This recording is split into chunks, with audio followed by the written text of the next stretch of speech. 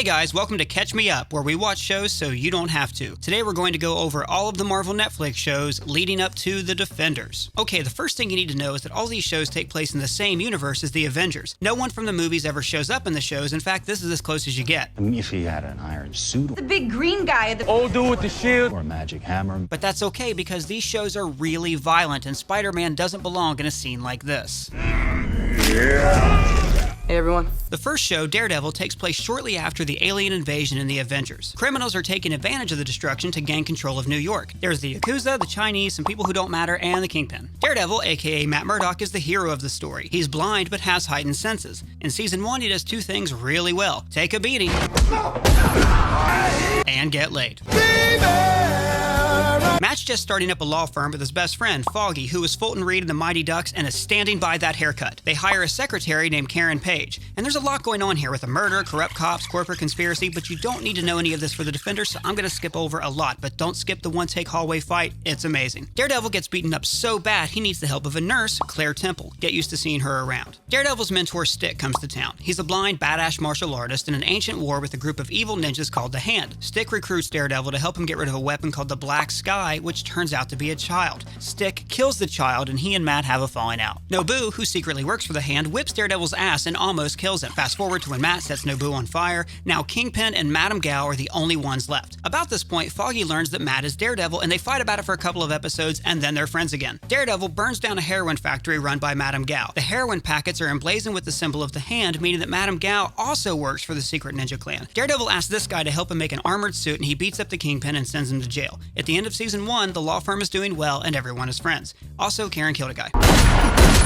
We'll get back to Daredevil, but next let's talk about Jessica Jones. She has super strength and is an alcoholic private eye with PTSD after being abused by a living piece of shit named Kilgrave. Kilgrave's superpower is that everyone has to obey his spoken commands. There's a subplot about a cop getting superpowers from military pills, yada yada yada, decapitated neighbor, support group. Look, this is the best Marvel Netflix show, but not fully relevant to the Defenders, so we're gonna skip over a lot. Jessica does private eye work for Jerry Hogarth, who's played by Trinity from The Matrix. She lives down the hall from a nice heroin addict named Malcolm, and her best friend is radio host Trish Walker. She spies on Luke Cage in her spare time, and he's also got superpowers. Luke and Jessica bang. Baby! Things go well until Jessica confesses that Kilgrave made her kill Luke's wife, Reva Connors. They break up, very sad. Jessica finds out that her heroin addict neighbor Malcolm has actually been under Kilgrave's control. What? And he's secretly been providing the villain with pictures of Jessica. Jessica retaliates by helping Malcolm to get off drugs and rebuild his life.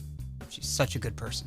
Luke Cage's bar explodes and he and Jessica hang again. It's all good till she realizes that Kilgrave is controlling him too. What? Jessica subdues him with a shotgun blast to the face and then Claire Temple saves his life. Told you she'd be back. At the end of the show, Jessica and Trish outsmart Kilgrave. She snaps his neck and reopens her detective agency. Her PTSD is better, but she still drinks too much and has a basket bereft of f***s, so don't ask her to give you any. Now on to Daredevil Season 2. So many ninjas. Different mobs and cartels try to take the Kingpin's place, but they get killed by this guy, Frank Castle, who the police call the Punisher. The Punisher's family was killed by gang members, so unlike Daredevil, he shoots criminals like he's trying to unlock a Call of Duty achievement. So blah blah blah, awesome stairway fight, Punisher shoots Daredevil in the head, and for a while he loses his powers off and on, like superheroes do sometimes. Daredevil apprehends the Punisher. Matt kisses Karen in the rain. Baby! Things seem to be going okay, but then Elektra shows up. She's a super rich assassin that Matt dated in college until she murdered a man and they broke up.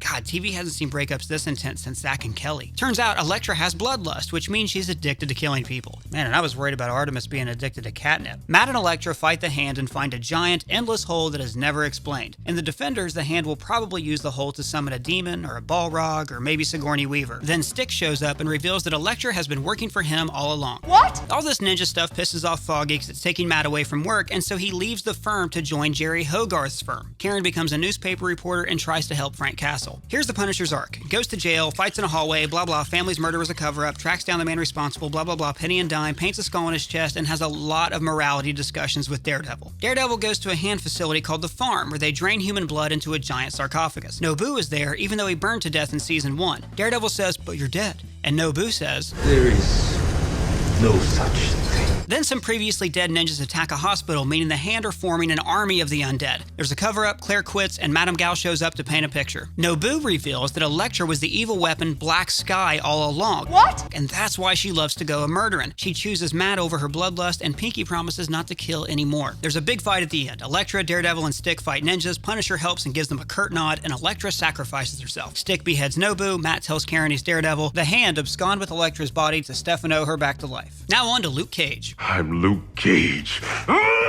Luke is in Harlem working 2 jobs under the table. He sweeps floors at a local barbershop and bartends at a gangster's club where we get a lot of kick-ass musical performances that are the cornerstone of some of these episodes. You should really watch these in full if you have time. The gangster, Cottonmouth, is buying some high-end weaponry made by Justin Hammer from Iron Man 2. After the deal goes bad, Officer Misty Knight investigates. Misty Knight doesn't have any superpowers, but she is very good at staring at walls and concentrating. In the first episode, she hooks up with Luke and then helps him throughout the series. Cottonmouth guns down a barbershop and Luke Cage retaliates by knocking down every door he sees. Unless it's a church. Claire comes back and decides that she's now going to be a nurse for super people. We get a flashback to Cage's origin story. He was framed and sent to jail where he met Reva Connors, remember her? An experiment gives him superpowers, he breaks out of prison, and has been on the run ever since. He finds out later that Reva was only pretending to love him, and I could explain all the reasons why, but it would take way too long. All you need to know is that when Luke sees Jessica again in the Defenders, there won't be any hard feelings.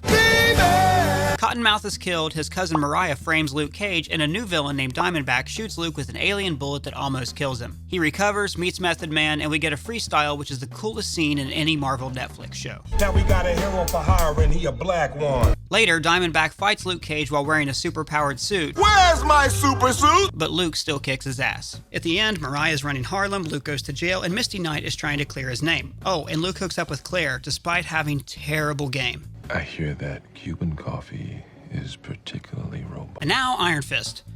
Oh boy, you're gonna be glad you skipped this one. This is Danny Rand. He was a rich kid traveling with his parents and their plane crashed in the Himalayas. He was found by monks who took him to a hidden city called Kunlun, which is kind of like Asian Brigadoon because it's magical and only appears once every 10 years. Danny learns martial arts and gains the power to turn his fist bright yellow and hit things really hard. Sweet Christmas. He's the latest in a long line of warriors called the Iron Fist who exist to protect Kunlun and fight the Hand. When the series starts, he shows up at his father's company, Rand Enterprises, where nobody knows who he is because he's been through puberty. The company is being controlled by Harold Meacham, Danny's father's best friend, and Faramir from Lord of the Rings. The public thinks that Harold is dead, but he's actually controlling the company through his kids, Ward and Joy. Danny meets Colleen Wing, who runs a local dojo and keeps kids off the streets. She also makes money in illegal cage fights that are not against Brock Lesnar, but totally should be against Brock Lesnar. Danny meets Claire, who trains at the dojo. Everybody eats Chinese food together. There's a long back and forth of people not believing Danny is who he says he is, but Trinity shows up and uses an arts and craft project to prove his identity. Now Danny is in charge of a billion-dollar company despite only having a 5th grade education. White privilege! Fight in an elevator! Danny finds out that Harold is alive, and he's happy to have a father figure back in his life. Harold tells Danny that he was resurrected by the Hand and that Madame Gao is secretly controlling Rand Enterprises and using the business to sell high-end synthetic heroin. Harold is killed by his son, but he comes back from the dead again and starts murdering people, including his lovely intern Kyle. In all the time I've worked for you, I don't think I've ever seen you eat any dairy or sugar. Die. It turns out that after the Hand brings people back to life, they can only die if you cut off their head, and then they get more insane with every resurrection. Can't wait to see what this means for Elektra. There's a low-budget trip to China, fight with a drunken boxer, Colleen is poisoned, and her mentor Bakudo shows Danny that he can use the Iron Fist to heal her. Then it turns out that Bakudo is leader of a small faction of the Hand that doesn't get along with Gao's faction, and that Colleen has been working with the Hand the entire time. What? Colleen and Danny make up and share a tender sex scene.